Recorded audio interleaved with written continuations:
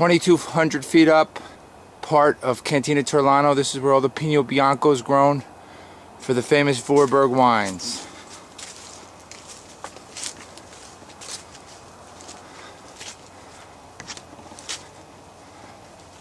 We're at Cantina Terlano. We're way up in the hills here, where they grow the famous Vorberg Pinot Bianco, and we're in this trellised pergola system of growing grapes, which is very unique and very difficult this high in the mountains. And we're here with Klaus. Klaus is the export and sales director for and Terlano. marketing. And marketing.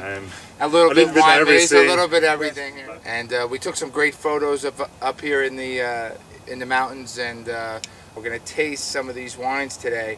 And I think Tony knows these are my favorite white wines of Italy. Great white wines. And the Vorberg is always a top-rated white wine. And people say, if you speak about Italian white wine and Vorberg is not in the sentence, you don't know about Italian white wine. That's true.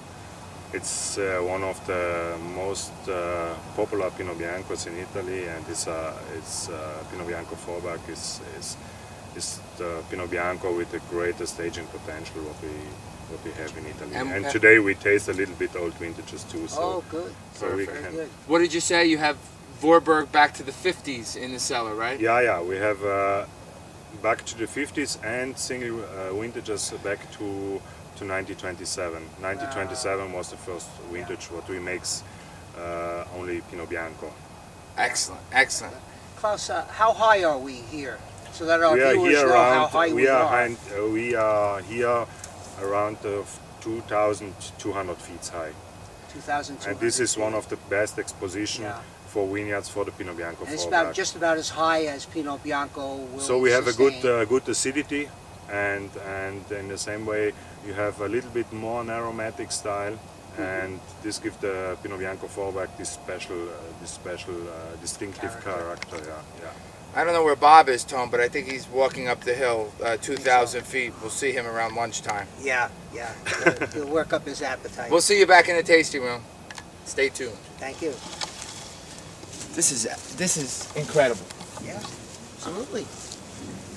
This is an incredible place. And So we start now with Sauvignon Blanc, 1961. So just for everybody's viewers out there, 61. I was born in 1964. I'm 47. He's 50 years old. 50 years old. It's with these old bottles. They recork them from time to time, but it's still difficult because we're dealing with a very old cork and a very old bottle. Complimenti. It's not easy. Every cork give the wine the bottle a different life. Look at the color. Look the color. It's insane. Oh my God. This is the color from the 1961. It's incredible. It's incredible, Yeah. This Terlano is unique in the world, I think, to have so. The vibe. Yeah, but the wine is perfect. The wine is perfect. It's a perfect bottle.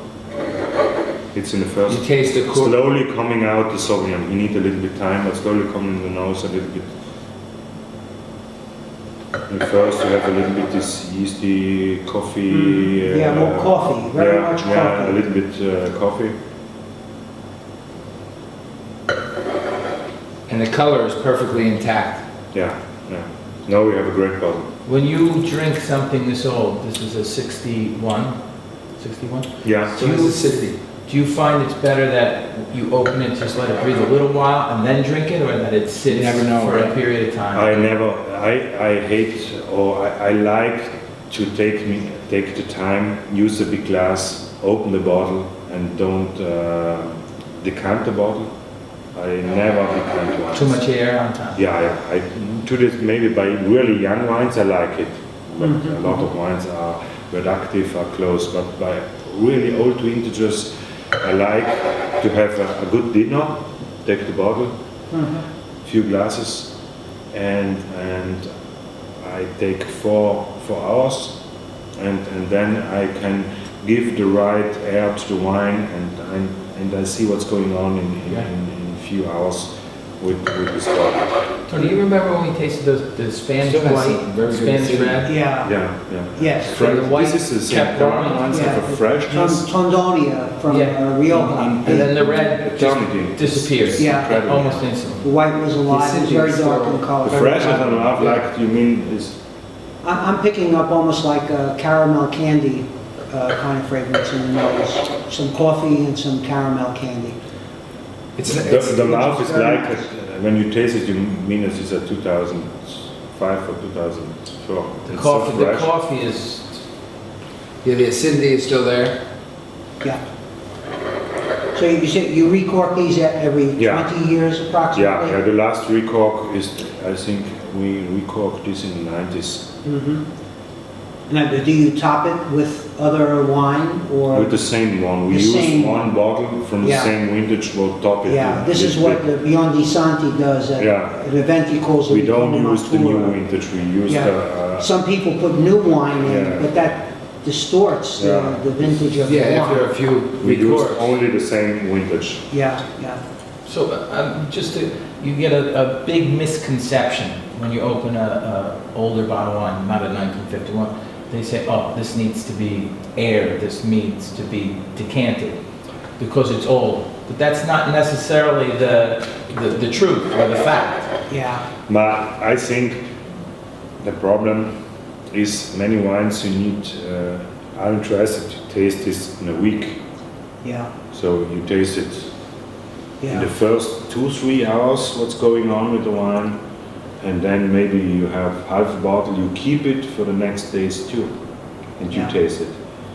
But many wines are interesting and have 1-2 days open, when the bottles Yes. are 1-2 days open. Yeah, But you have so much wines, for example red wines, great wines, what after 5 minutes are gone, Yeah.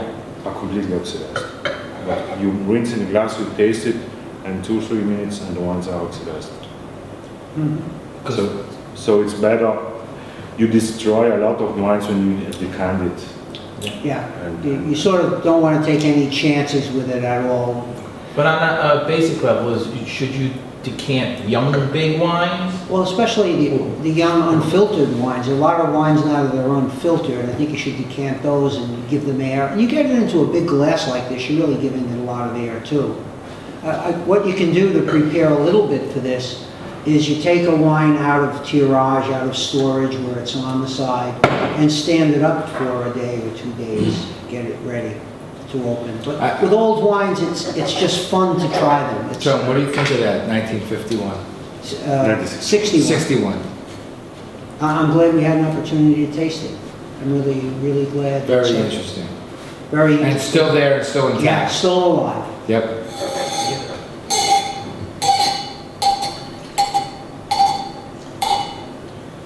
So now we have 1959 59. Vorberg Pinot Bianco, yeah. Pinot Bianco. I think this is the only place in the world where you can taste Pinot Biancos.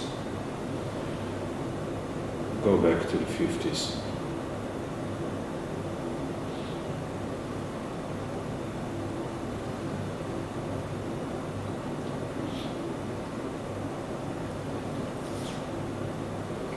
Very good. It's not so easy to do, to get the cork out intact. It's Yeah, not- when you not have older always- corks, yeah. Not it's always possible. Yeah. We used to work with special corkscrews with the longer Yeah. worms. Yeah. The worm being the little spiral Yeah, it's easier to area. use it, yeah. But But, when you have long This ones, is very good. This is the worm. And then now they make the worms out of either plastic or they Teflon coat them, so it goes into the cork a little better. but I never find the perfect one. Yeah, I never find it. It's Yeah. not bad, but I never find it the perfect. It's the way that you have to pull it. It's Yeah, just- it's tricky. yeah. it's a good system, but I would like to have one what is Foolproof, where you don't. perfect, what I can, yeah. Okay, 1959 Pinot Bianco. It wasn't called Vorberg then.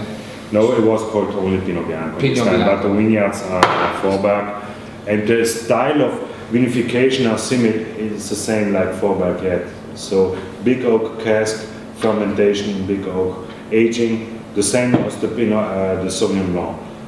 Fermentation in big oak cask, evolution in big oak cask. In bottled a little bit earlier than Vorberg, than the Pinot Bianco.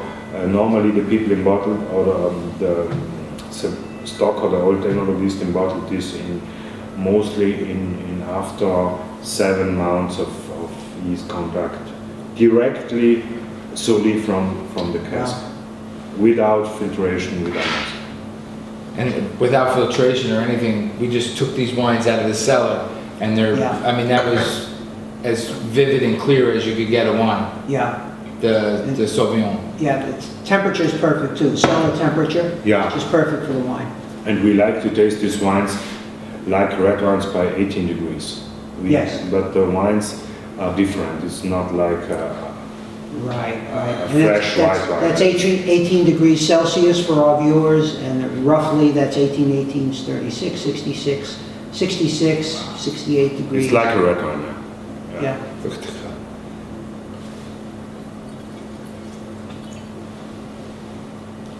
If our viewers ever have an old wine that they want to open for a special occasion, one tip, definitely have a spare. Have some other wine, because you never know how the old wine is going to be. And you really shouldn't be disappointed, because what can you expect? A wine is 52 years old. That's pretty amazing. Right. Yeah, it's a great bottle. Wow. Yeah. This is fine.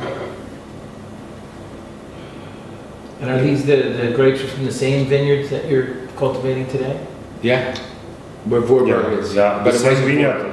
It's difficult to say it's the same, Yeah. but it's the area. Same area. It's sure old wines, altitude. The wine is perfect. It's fantastic. It's a fantastic wine. Any of the I think I vines, never tasted a bottle like this. any of the vines still in use? Tell me that the bottle is. Maybe now, Because maybe 25, 30 years, they may replace the vines. This is 52 years old. Perfect. This is spectacular. Spectacular. It's the Yeah. best bottle that I ever tried. Yeah. oh my God.